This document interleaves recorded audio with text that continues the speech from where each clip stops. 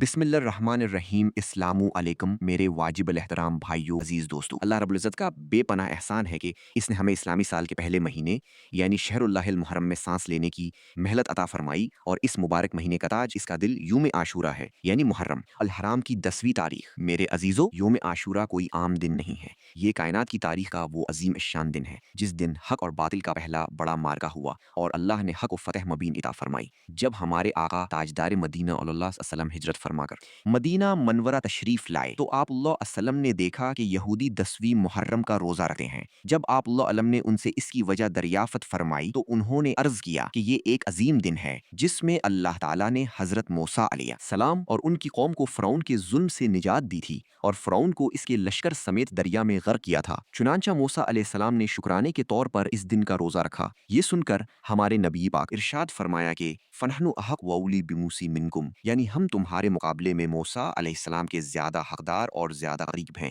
چنانچہ آپ صلی اللہ علیہ وسلم نے خود بھی روزہ رکھا اور صحابہ کرام کو بھی اس کا حکم دیا۔ میرے بھائیو، اللہ کی رحمت کے بہانے دیکھیے، مسلم شریف کی روایت ہے کہ آقا علیہ الصلوۃ والسلام نے ارشاد فرمایا کہ مجھے اللہ کی ذات پر پکا بھروسہ ہے کہ عاشورہ کا روزہ پچھلے 1 سال کے گناہوں کو مٹا دیتا ہے۔ سبحان اللہ! ایک دن کا روزہ اور 12 مہینوں کے صغیرہ گناہوں کی معافی، کیا ہم اس رحمت سے محروم رہنا پسند کریں گے؟ رسول اللہ صلی اللہ علیہ وسلم کی شان مبارک یہ تھی کہ آپ صلی اللہ علیہ وسلم عبادات میں غیر مسلموں کی مشابہت پسند نہیں فرماتے تھے۔ چنانچہ زندگی کے آخری سال آپ صلی اللہ علیہ وسلم نے ارشاد فرمایا کہ اگر میں آئندہ سال زندہ رہا تو صرف 10 کا نہیں بلکہ 9 اور 10 محرم دونوں دن کا روزہ رکھوں گا تاکہ یہودیوں کی مخالفت ہو۔ اس لیے سنت یہ ہے کہ ہم 9 اور 10 محرم کا روزہ رکھیں یا پھر 10 اور 11 محرم کا روزہ رکھیں۔ اس کے ساتھ ہی احادیث کے ذخیرے میں یہ فضیلت بھی ملتی ہے کہ جو شخص عاشورہ کے دن اپنے اہل و عیال پر کھانے پینے اور خرچ میں وسعت اختیار کرے گا، اللہ تعالیٰ پورا سال اس کے رزق میں برکت اور وسعت عطا فرمائے گا۔ میرے عزیز دوستو، جو شخص بھی آج کے دن یہ عمل کر لیتا ہے، جس گھر میں بھی اس سورت کی تلاوت کی جاتی ہے، اس گھر کا بچہ بچہ اربپتی بن جاتا ہے، اور یہ موقع صرف سال میں ایک بار ملتا ہے۔ لوگ پورا سال اس دن کا انتظار کرتے ہیں، تو آج وہ دن آ چکا ہے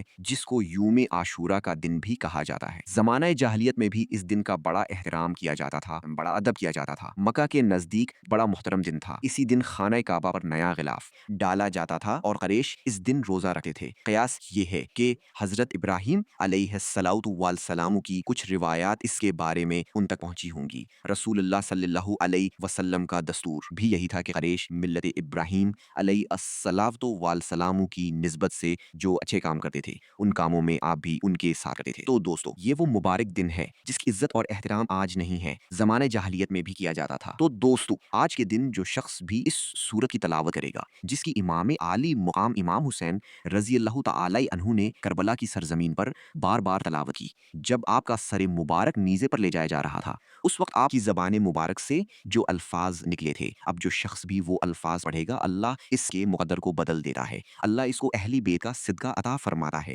اللہ تبارک و تعالی اس کی نسلوں کو آباد فرما دیتا ہے۔ دوستو، اب یہ واقعہ بھی بتاؤں گا اس واقعے کے اندر کہ کیسے کیسے امام عالی مقام کی زبان سے وہ الفاظ نکلے تھے، کون سی صورت تھی، کون سے الفاظ پڑھنے ہیں اور کیسے پڑھنے ہیں، اس کی مکمل تفصیل بتاؤں گا اور واقعہ بھی بتاؤں گا۔ اسی واقعے کے اندر ہی پڑھنے کا طریقہ بھی بتا دوں گا، اس لیے اس واقعے کو بھی سننا انتہائی ضروری ہے، کیونکہ یہ 10 محرم الحرام کے حوالے سے بڑا خاص، بڑا اہم، بڑا قیمتی واقعہ ہے، اور یہ وظیفہ بھی سارے وظیفوں کا سردار وظیفہ ہے اور اس دن کا سب سے بڑا وظیفہ ہے، کیونکہ جو میرا امام عالی مقام امام حسین رضی اللہ تعالی عنہ کربلا کی سرزمین پر جو وظیفہ کریں اور جو بندہ ان کا غلام ہو کر اس وظیفے کو 10 محرم کے دن کرے یا 9 محرم الحرام کے آخری لمحات میں کرے، اللہ اس کے مقدر کو بدل دیتا ہے، اس کی قسمت کو بدل دیتا ہے۔ دوستو، اب سمجھنے والی بات یہ ہے کہ یہ جو 10 محرم الحرام کا دن ہے، اس دن اللہ کے راستے میں کتنی جانوں نے شہادت کا جام نوش کیا تھا۔ امام عالی مقام کے ساتھ اور بھی کئی افراد ایسے تھے بہتر تن کربلا کی سرزمین پر شہید ہوئے، اور اس دن اسی تعداد کے مطابق جو شخص بھی یہ کلمات پڑھ لیتا ہے، اللہ اس کی تقدیر بدل دیتا ہے۔ اگر اس کی بہتر ہزار حاجتیں بھی ہوں، اللہ ان کو پورا فرما دیتا ہے۔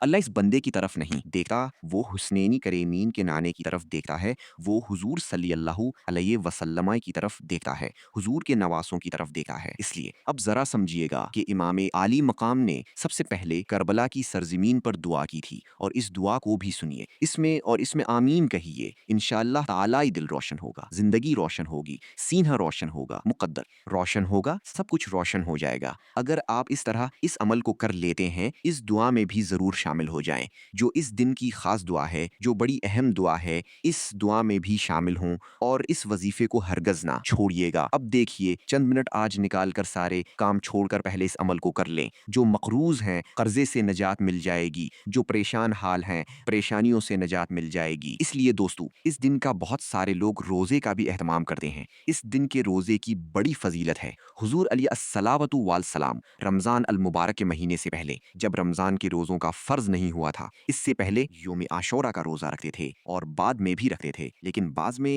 حضور صلی اللہ علیہ وسلم نے فرمایا کہ یہ اب فرض نہیں ہے، یہ سنت ہوگا، نفلی ہوگا۔ اب جو اس کا اہتمام کرے گا، اس کو بڑی فضیلت ہے، اس کی طرف نہیں جا رہا، میں بس آج کا خاص عمل بتا رہا ہوں۔ یہ تو میں نے اتفاقاً ایک حدیث آپ کو روزے کے حوالے سے سنا دی، تو جو شخص رکھنا چاہتا ہے وہ ضرور روزہ رکھے۔ اور دیکھیں، آج مغرب کے بعد اس عمل کو کسی بھی وقت کر لیں، ابھی بھی کر سکتے ہیں، یعنی ابھی بھی کرنا چاہتے ہیں، نو کہ آخری عصر کے بعد سے لے کر آپ 10 محرم الحرام کی شام تک کسی بھی وقت اس عمل کو کر سکتے ہیں، کیونکہ یہ عمل انتہائی مجرب ہے۔ کیونکہ یہ اب سب سے پہلے ہم دعا سنتے ہیں۔ امام حسین رضی اللہ تعالی عنہ گھوڑے پر سوار ہوئے، قرآن مجید منگوا کر سامنے رکھا اور دونوں ہاتھ اٹھا کر بارگاہ خداوندی میں یوں دعا کی۔ اس دعا میں ضرور شامل ہو جائیں، اور انشاءاللہ تعالی اس میں جب آمین کہیں گے تو آپ کی دعا رد نہیں ہوگی۔ اس دعا سے بہت زیادہ سبق ملے گا، اور اللہ تعالی حسنینی کریمین کا صدقہ، شہدائے کرب و بلا کا صدقہ، جو لوگ بھی آج دعا کے اندر شامل ہوں، اللہ سب کے مقدر کو بدل دے،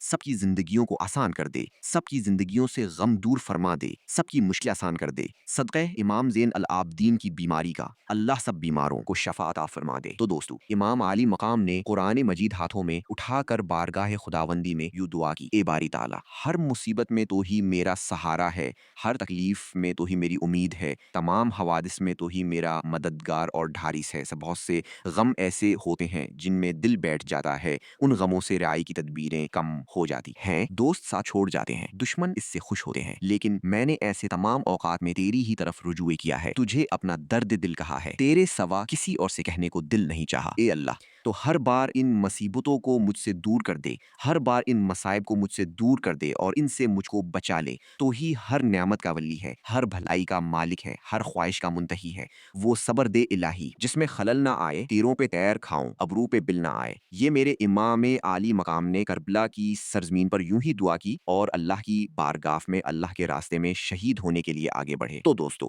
یہ ایک وہ منظر تھا جب چند ایک لوگ تھے، ان کے مقابلے میں ہزاروں کی تعداد میں یزیدی تھے، لیکن میرے امام عالی مقام نے ان کا مقابلہ کرتے ہوئے اپنا سب کچھ، تن من دھن سب کچھ، اپنی جان تک لٹا دی، اپنے نواسوں، بیٹوں تک، نواسوں تک اللہ کے راستے میں شہید کروا دیے، لیکن زبان پر بل نہیں آیا، تیروں پہ تیر کھائے ہیں اور کئی نیزے میرے امام کو لگے۔ اب آگے چل کر یہ بات بھی بتاؤں گا کہ امام عالی مقام کو کتنے تیر لگے تھے اور امام عالی مقام کس طرح شہید ہوئے تھے، اس کی شہادت کا بھی مختصر تذکرہ کروں گا، کیونکہ اس کے اندر ہی اس سورت کے حوالے سے پتہ چلے گا اور اس کی شان اور عظمت کا آپ کو پتہ چلے گا۔ اب میں ذرا تاریخ پر تھوڑی سی روشنی ڈالتا ہوں۔ تو سب سے پہلے جس چیز کو آپ نے کرنا ہے، باوضو ہو جائیں، باوضو ہو کر ادب کے ساتھ بیٹھ جائیں۔ ایک میں بڑی آسان سی بات آپ کو کہہ دیتا ہوں، وہ یہ ہے کہ جو شخص بھی آج کے دن اپنی آنکھوں میں سرما لگاتا ہے، جو شخص بھی آج کے دن 10 محرم الحرام کے دن، جو شخص بھی یوم عاشورہ کے دن اپنی آنکھوں میں سرما لگاتا ہے، اللہ تبارک و تعالیٰ کبھی بھی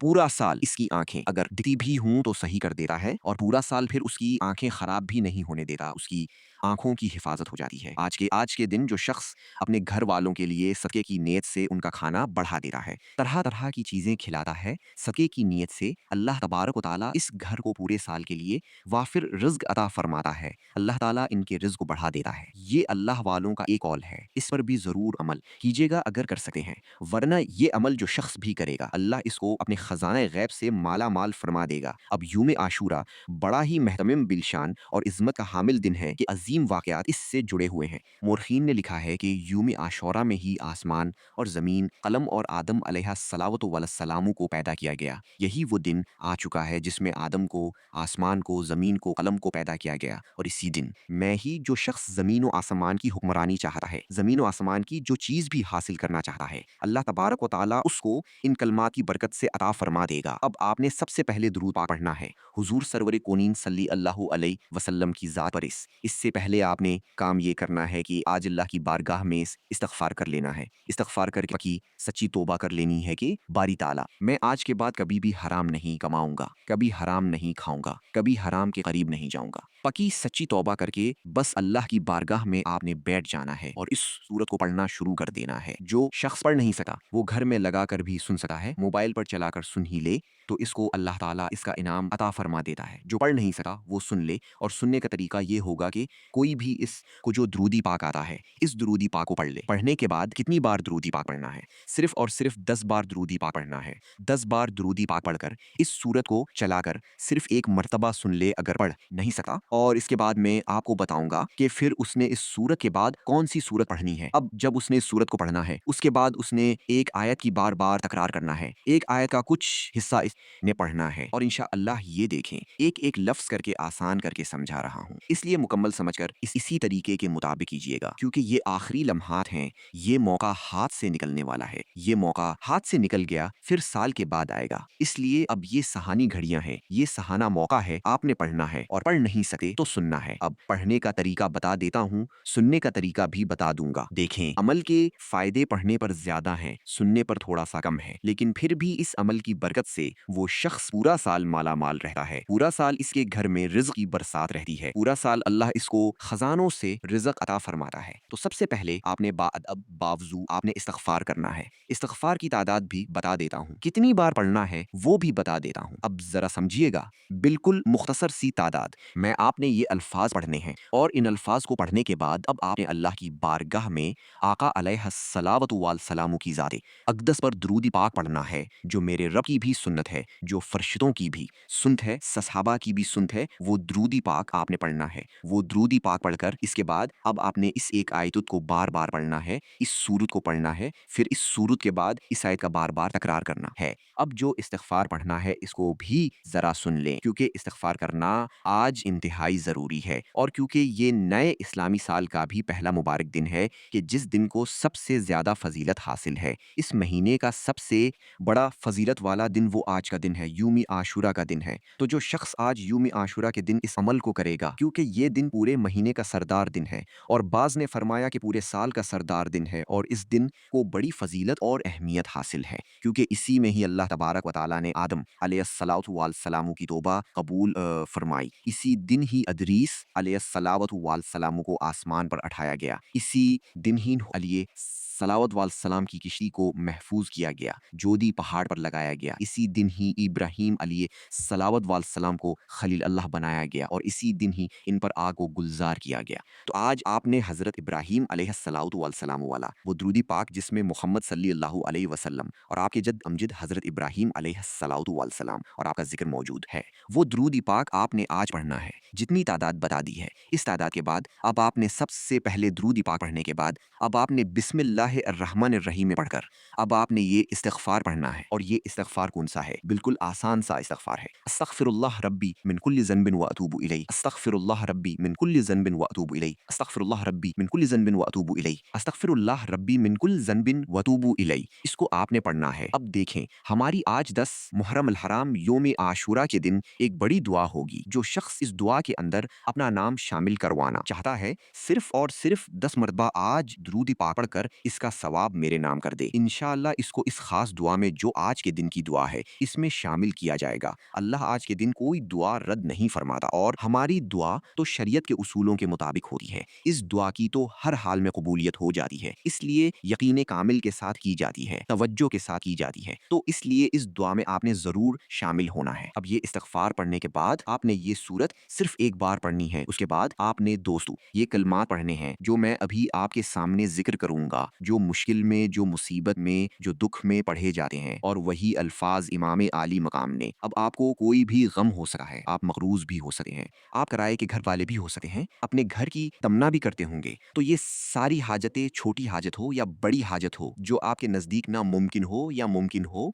ہر چیز ہر حال میں اللہ آپ کی ہر حاجت کو پورا فرما دیتا ہے۔ تو دوستو اس لیے چونکہ یہ دن بڑا اہم دن ہے، اور اس کے بعد جب آپ نے یہ والا استغفار پڑھ لیا اور درودی پاک پڑھ لیا، اس کے بعد ایک بار یہ سورت پڑھ لی، آخر میں پھر آپ نے درودی پاک پڑھ لیا، اس کے بعد جس آیت بینات کا آپ نے تکرار کرنا ہے، جس آیت بینات کو پڑھنا ہے، اور اس آیت بینات کے بعد آپ نے جو دعا کرنی ہے اور اس دعا کے اندر جو خاص کلمات پڑھنے ہیں، جیسے کہ امام عالی مقام کی سب سے پہلے ہم نے دعا کا تذکرہ کیا، اب آپ نے جیسے دعا کا طریقہ بتاؤں اسی کے مطابق کرنا ہے۔ بعض لوگوں کے موبائل میں بھی قرآن پاک موجود ہوتا ہے، اگر گھر کے اندر قرآن مجید پڑھا ہوا ہو، آپ کے پاس موجود ہو، تو بس اس کو اپنے پاس رکھ لیں، یا موبائل میں قرآن ہے تو موبائل میں ہی اس کو کھول لیں، اس کو اپنے ہاتھوں میں رکھ لیں، اور پھر دعا کا طریقہ میں بتا دیتا ہوں، مانگ آپ لیں۔ یہ میرا بتایا ہوا طریقہ نہیں، مجھے اللہ والوں نے بتایا، میں وہ آپ تک پہنچا رہا ہوں۔ اب جو شخص اس طرح دعا کرے گا، اس کی کوئی دعا رد نہیں ہوتی، یہ سوال ہی نہیں پیدا ہوتا کہ اس کی دعا رد ہو، کیونکہ اسی دن ادریس علیہ السلام کو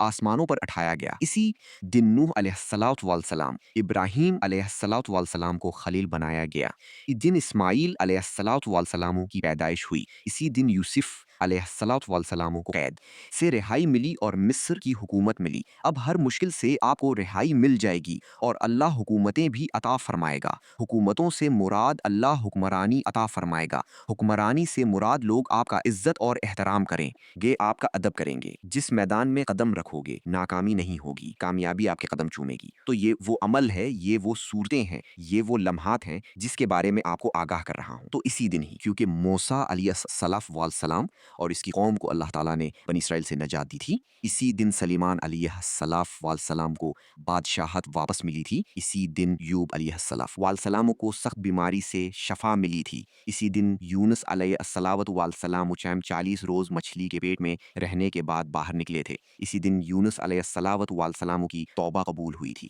اور اسی دن ہی ان سے عذاب ٹلا تھا، اسی دن ہی عیسیٰ علیہ السلام کی پیدائش ہوئی، اسی دن عیسیٰ علیہ السلام کو یہودیوں کے شر سے نجات دلا کر اللہ تعالیٰ نے آسمان پر اٹھایا تھا، اسی دن ہی دنیا میں پہلی بار باران رحمت نازل ہوئی تھی، یعنی بارش نازل ہوئی تھی، اسی دن حضور علیہ السلام نے خدیجت الکبریٰ رضی اللہ تعالیٰ عنہا سے نکاح فرمایا تھا، اسی دن ہی کوفہ کے فریبی کاروں نے نواسۂ رسول صلی اللہ علیہ وسلم اور جگر گوشہ بطول سیدہ فاطمۃ الزہرا رضی اللہ تعالیٰ عنہا کے شہزادے کو میدان کربلا میں شہید کیا تھا، اور آخری بات اسی دن ہی قیامت قائم ہوگی، اور یہ باتیں ساری میں خود نہیں کر رہا، یہ معارف القرآن میں موجود ہیں، معارف الحدیث میں موجود ہے، نزاہت المجالس میں یہ باتیں موجود ہیں، وہاں سے اللہ والوں کی کتابوں سے اللہ والوں کا عمل ان کے طریقے کے مطابق دے رہا ہوں۔ اب دیکھیے، مکمل ایک جنگ کا آغاز ہوتا ہے کربلا کی سرزمین پر، جب جنگ کا آغاز ہوتا ہے تو امام عالی مقام اپنے فرزند حضرت علی اکبر کو، جب تمام اہل بیت نبوت کے افراد کے علاوہ باقی تمام افراد ایک ایک کر کے شہادت نوش کر لیتے ہیں، اور بنی ہاشم اور خاندان نبوت میں سب سے پہلے امام حسین رضی اللہ تعالی عنہ کے بڑے صاحبزادے علی اکبر، جو کہ 18 سال کے نوجوان تھے، رسول اللہ صلی اللہ علیہ وسلم کی ہم شکل تھے، میدان جنگ میں آتے ہیں اور یوں شعر پڑھتے ہیں: میں علی بن حسین بن علی ہوں، بیت اللہ کی قسم ہم نبی کے سب گھر والے ہیں، قرابت دار ہیں، خدا کی قسم اہر میں کے سامنے یہ بات کہتے ہیں، ہم پر حکومت تو ابن زیاد سے کہتے ہیں تو ہرگز ہم پر حکومت نہیں کر سکے گا۔ تم دیکھو گے کہ آج میں اپنے باپ کا کیسے دفاع کرتا ہوں، اپنے نانا کے دین کا کیسے دفاع کرتا ہوں، اپنے بابا کا کیسے دفاع کرتا ہوں۔ پھر میدان جہاد میں اترتے ہیں، پھر حضرت قاسم بن حسن کی شہادت ہوتی ہے، پھر جناب شہزادہ علی اصغر کی شہادت ہوتی ہے، جن کی چھوٹی سی عمر ہے، 6 ماہ کے علی اصغر ہیں، اور وہ پیاس سے تڑپ رہے تھے۔ امام حسین رضی اللہ تعالی عنہ انہیں اٹھا کر لے گئے اور لشکر میں، اور وہ اپنی گود میں لے کر بیٹھے ہوئے تھے۔ امام عالی مقام امام حسین رضی اللہ تعالی انہوں نے جب اٹھایا ہوا تھا، اس وقت بدبخت یزیدیوں نے ایک نیزہ مارا جو حضرت علی اصغر کی گردن پر لگا، خون کا فوارہ نکلا، اور اسی وقت ان کی روحیں پرواز کر گئیں، شہادت ہو گئی، انا للہ و انا الیہ راجعون۔ تو آسمان بھی اس وقت رو رہا تھا، زمین بھی رو رہی تھی، کائنات کا ذرہ ذرہ رو رہا تھا، اہل بیت نبوت کے ایک ایک فرد کر کے سب شہید ہو رہے تھے، حضرت ابو بلہ، حضرت عباس، حضرت عثمان، حضرت جعفر، یہ تمام شہادتیں پا چکے تھے۔ آخر میں امام عالی مقام امام حسین رضی اللہ تعالی عنہ میدان عمل کی طرف آئے، اور میدان جہاد کی طرف کربلا کی سرزمین میں یزیدیوں کا مقابلہ کرنے کے لیے آگے بڑھے۔ اس وقت امام زین العابدین بیمار تھے، امام عالی مقام کے پاس آئے، عرض کی: بابا جان، مجھے ایسی زیادتی نہ کیجیے، مجھے بھی میدان میدان میں اترنے دیجیے، لیکن میرے امام حسین رضی اللہ تعالی عنہ نے روک دیا۔ فرمایا تو میرے جگر کا آخری ٹکڑا ہے، تیرے ہی سے میرے نانا کی نسل چلنی ہے، اگر تو بھی شہید ہو گیا تو پھر ہمارے آگے سلسلہ کیسے چلے گا؟ تو آپ نے ان کو روکا اور خود میدان عمل میں اترے، میدان جہاد میں اتر گئے۔ آخر کار جب امام حسین رضی اللہ تعالی عنہ شہید ہوئے تو آپ کے بدن مبارک پر نیزے کے 33 اور تلوار کے 4 33 زخم تھے۔ شمر نے امام زین